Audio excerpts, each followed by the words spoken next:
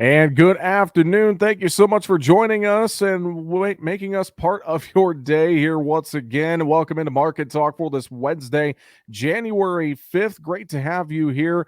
I'm your host, Jesse Allen. Find us online, markettalkag.com. That is our home on the web, markettalkag.com. You can find all of our streaming sources there as well, and so much more. It is all online, markettalkag.com. Plenty to discuss in the market trade today. We saw soybeans and bean oil finish higher, but we had pressure in the wheat markets that spilled over to the corn market. Cattle were down again today. Hogs had follow through strength from yesterday. There's just a lot of things to unpack here, and we are going to do that and say Happy New Year to our good friend Mike Zuzolo with Global Commodity Analytics joining us here today. Mike, great to have you back on, and Happy New Year to you, sir. Thank you, Jesse, and to you and all the listeners out there and the viewers. Well, Mike, we have plenty to talk about, no doubt, as I mentioned. And I just want to start. We come into this new year, we get the new money flow in and all sorts of things like that. And we got the fundamentals out there with the South American weather issues that are starting to come on here a little bit stronger. And just a lot of things in the market to really unpack. Very strong day Tuesday, but then we come back in here today and it almost mirrored Monday's trade in a way. What are your thoughts with what you saw here on Wednesday overall? Yeah, I think that's a good way to frame it out because we did have more of a winner and loser type price action, more of a spread price action. And we see since we've come into 2022, a lot weaker mindset developing in the wheat complex. And, big picture, medium term, wheat is pretty much my leader all the time because it's my best gauge from an investor sentiment standpoint, Jesse, of where we are in inflation, where we are in overall commodity demand when it comes to the grain markets. And this is from several years of analysis and just putting things together on top of one another. And I think it's a really key indicator right now that the wheat is giving way to some selling pressure. And in fact, if you look at the last Commitment of Traders report, we see the wheat market is now at the biggest net short in terms of managed money funds, biggest net short since late October. So, three things that we need to be watching here, especially coming out of the January crop report and before we can really regenerate a wheat-led weather rally in the late winter, early springtime, and that is the dollar flows, that is the equities markets, that's the bond yields, the Federal Reserve. All these things are wrapping up to make me feel like that in the macro side of the equation, wheat's facing more headwinds. And I think that's what we're facing right now. At the same time, when you saw the weekly export inspections come in at only 5 million bushels again this week, you've got demand issues in the wheat market. Yeah, we're getting some Middle Eastern tenders, Jordan, Tunisia, but United States is not seeing that business. And so I think we're really starting to feel the pressure of lack of export demand in the wheat complex. So I think this is where the wheat market is going to hold back the corn for a time. Probably won't do it permanently, but I think you have to really be careful of what the wheat could do to the corn. And more importantly, and this kind of goes to the South American side of the equation that you led off with, watching very closely the soybeans and the new crop take advantage of the wheat weakness, pulling on the corn and actually starting to buy into maybe the idea that we're attracting more bean acres away from the corn. So the boat is getting extreme. The people in one side of the boat are getting extreme versus the people on the other side of the boat. In other words, we're buying too many beans, selling too many corn, or we're getting to that point, I'm afraid. And that's something to really watch out here the next 30, 45 days. One quick note on wheat. Were you surprised that spring wheat was the downside leader on Wednesday compared to Chicago and KC wheat? No, that's a really good point. I'm not surprised by that because what we've lost in 2022 that we haven't carried over yet from 2021 is that search for protein, that quest for protein. That seems to be absent. And that's a void in this market right now and helps explain why we haven't been able to regenerate the wheat led rally in part. And I think this goes back to the investor class feeling like we've got ample supplies. Not even the hard red wheat conditions in Kansas on Monday could do much more than 1 day of damage of short covering, but the trade wound that up to see that as a way to sell a premium after we couldn't get through some major moving averages. So I think, again, after we get to the January 12th crop report, if we haven't seen a rebound in the wheat market, I think it's probably going to be because the outside markets, and that would suggest to me we've got a sell signal in the wheat for the next 30 days. Doesn't mean I sell it, but I just stay out of the long side. And kind of like what we talked about before, I bide my time until I get closer to February, closer to that March 1 calendar day before I really sink my teeth into the long side of the wheat again. Well, let's move on to the corn side because I think corn is kind of stuck between wheat and soybeans right now. And I know you mentioned the long side of the market. We've seen a lot of long positions being picked up in corn and soybeans here recently. But, we look at corn, and I think like yesterday, Tuesday, soybeans really helped to pull the corn market higher. Then today, wheat kind of held the corn market down. So to me, it feels like a little bit of a seesaw back and forth here just between wheat and soybeans, both pulling on corn in opposite directions. And, it just feels like these markets in general were kind of stuck between the bulls trying to push the weather concerns and the bears kind of citing, adequate production right now. I mean, there's a lot of things here.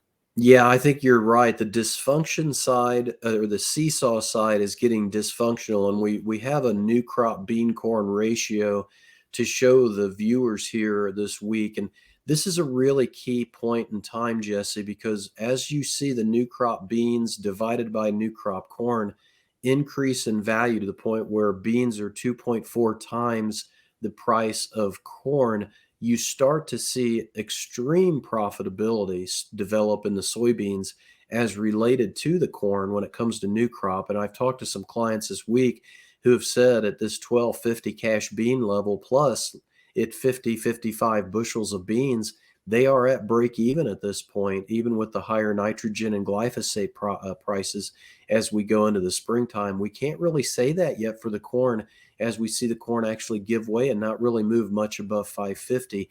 The dysfunction in this is not just the nitrogen in the acreage base. It really goes back to the weather. I think the trade is really super focused upon Brazil weather, and they haven't really given Argentina the time of day yet. And I think the month of January and especially the month of February, that will have to change because Argentina is at a critical phase right now. In fact, the Rosario Exchange has come out and said that they're seeing confirmed yield losses in Buenos Aires province, corn production of 20 to 40% right now.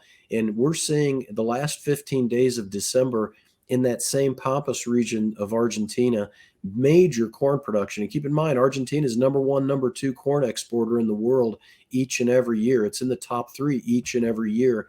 I think it's really important to realize that they had 104 plus degree temperatures Fahrenheit the last 10, 15 days of the month of December. There's some damage done in Argentina, but the trade hasn't caught up with that yet, in my opinion. So this seesaw that you're talking about is a dysfunctional seesaw, and I'm afraid that the trade's really gone after too many bean acres for 2022. Part of that's vegetable oil led, part of that is Brazil and just the sheer focus on Brazil because of some of the private estimates that came out earlier this week that were just a train wreck as far as starting out at 145 million tons of soybean production and then dropping that in 1 month to 134 million tons by a well-known private company.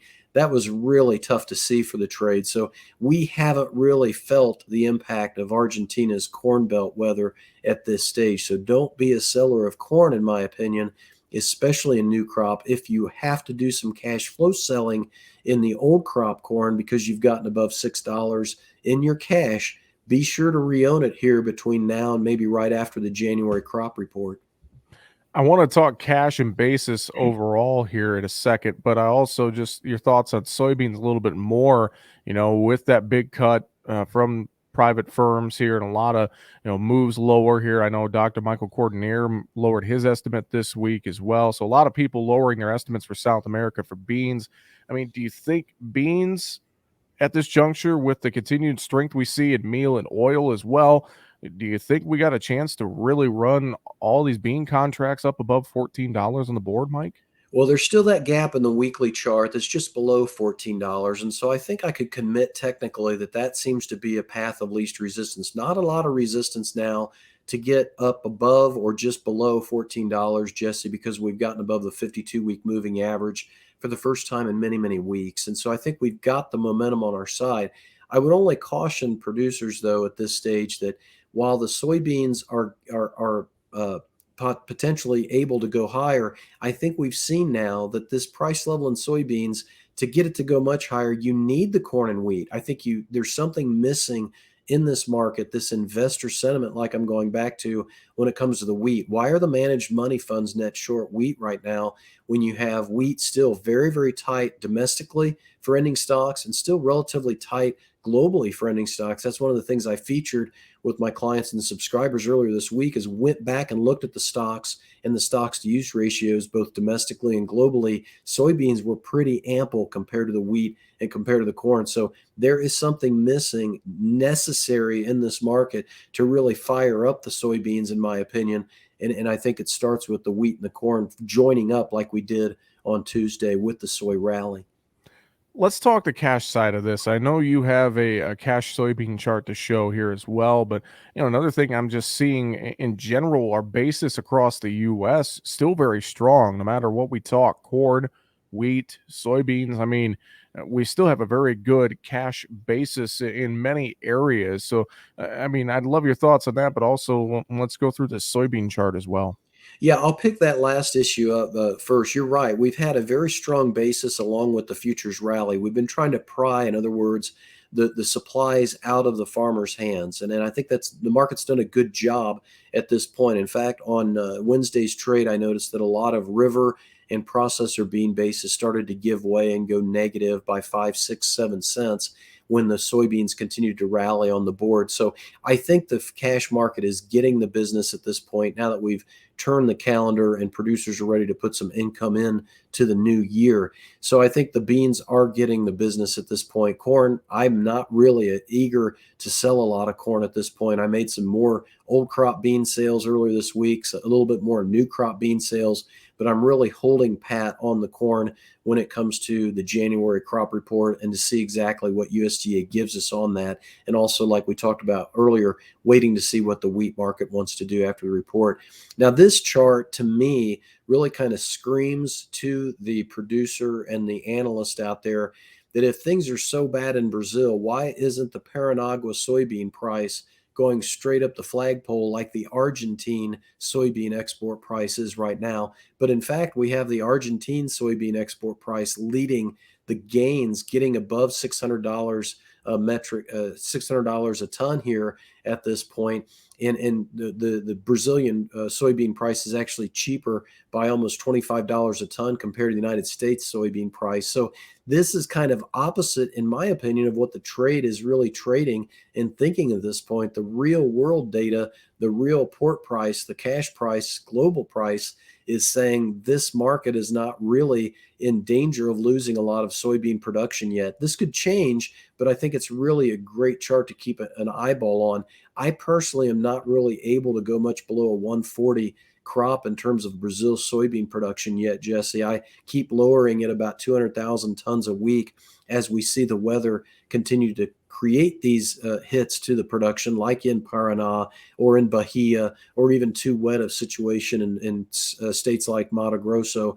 But for me, it seems to be a situation where we've had enough good crop already produced that to get below a 138, 137 production on soybeans in Brazil, it seems hard for me right now to get below that number when it's all said and done. Mike, let's switch over to livestock. Hog market first. Good news, I think, there, at least the last couple trading sessions. We really followed through with continued buying strength a couple days in a row here. You look at this hog market, and I know today, I mean, we had the futures, pork cutouts, cash trade, all higher. What's your thoughts with hogs here as we enter 2022? Well, it's certainly nice to see the pork cutout rally pretty much straight up or mostly higher since early December. And that would suggest that we finally found the demand to meet the supplies at this point. And I think that Hogs and Pigs report helped do that. I'm still concerned about the ham cutouts at this point. and the prices for the hams. Jesse, I know we usually kind of sink after the holidays a little bit after a rally, but we didn't get much of a rally during the holidays. So I think that the cutout values are probably toppy right now at this 93 area. I think the Feb futures can hold on to the low 80s, but we need to see that cash index come up pretty quickly here at this stage, because I think the funds, as you get deeper into January, the funds will start watching the cash index at the Merc versus the February futures and play that basis, play either the premium in the futures against the discount in the cash like we have right now, cash index. So I think the hog market is fairly well balanced at this point. But I'm a little bit nervous that the hams need to come on board here with the other cutouts, and that solidifies the market and gives the cash index at the Merc the ability to get back up into the high 70s and close that gap with the Feb futures. Otherwise, I would be looking at getting some hedges in place maybe towards the end of this month. Now, over in cattle, I felt like Tuesday, a lot of our lower move was tied to the sharply higher grain prices, but then we come back in here today and we're lower again moderately. I know cash trade looking there. A light trade took place today, really 138 live, 220 dressed. Saw 140 live out there in Iowa on the cash side, but really, this cattle market, I don't know what it is, but I just don't have a great feeling here starting off the new year. What are your thoughts with where cattle are at right now? I've been very disappointed with the strength that we saw as we closed out 2021 and how we've really kind of thrown that all away. It appears at this point. And in part, you're right. It's because of the corn market. But I think the bigger two issues are the Omicron variant, I think, is having an impact on packer capacity. I really do think that, especially since USDA cut back their kill about 10,000 head. It was being reported in the news, widely circulated, that the packers and processors really weren't feeling the effects. But now I'm getting news from my clients and anecdotal comments from individuals that it is indeed impacting us. So I think the Omicron variant is hitting us from a labor standpoint.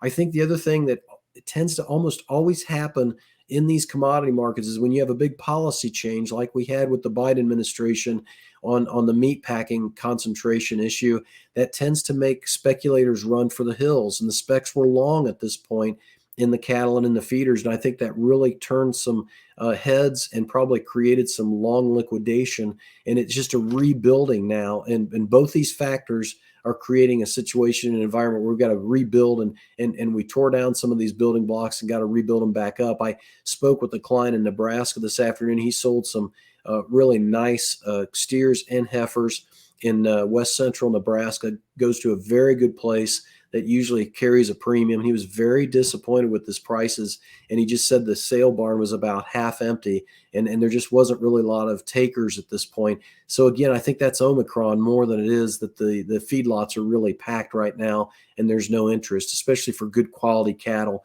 So I think we got to rebuild this market. I'm hoping the weekly export sales on Thursday helps to start to do that. I'll ask your opinion on this as well. I've asked everyone I talked to this week with the cattle market and hogs as well. Do you feel like the news from the White House on Monday about the livestock action plan, do you think that's having any effect on our markets right now? I don't think it's going to have much effect in the long term. I think, and again, it puts the speculators on notice a little bit that policy and things coming from outside directions other than supply demand fundamentals probably allow them to, or force them into more of a conservative or defensive posture. I really believe that adding more government programs to try and fix a situation that was in part created by government programs, or the lack of keeping administering, the Packers and Stockyards Act, just do the job of maintaining the law and keep the antitrust down. That's already on the books. Those laws are already on the books. Just do your job is what I would say, instead of trying to create a whole new system using taxpayer dollars. I'm from the government. I'm here to help. That just doesn't work for me. That kind of is where I'm at when it comes to, generally speaking, anything when it comes to Washington or any other government agency. Plenty of policy issues, plenty of court issues that agriculture is watching here the first part of the year. That's something at least to keep an eye on for sure. Mike, I feel like you and I, when we always talk, we could talk for an hour. We're up against the clock, though. Any final thoughts you have for us on this Wednesday? I would say the wheat really is a great leader right now in terms of the investor sentiment, and it helps explain a lot. I'll be doing a lot more research on that here in the coming weeks. So please sign up for a trial on the globalcomresearch.com website and take a look at some of the research we do here. And again, you can find that website, globalcom research. Com has two M's in it, .com, globalcomresearch.com. Sign up for a free trial and you can get Mike's great analysis. Mike Zuzolo with Global Commodity Analytics. Appreciate the time as always, sir. Thanks for joining us today, and we'll talk to you next week. Have a great week, Jesse. Mike Zuzolo, our guest today on Market Talk. That's going to do it for our Wednesday, January 5th edition of the show. Find us online, markettalkag.com. I'm Jesse Allen. Have a great afternoon.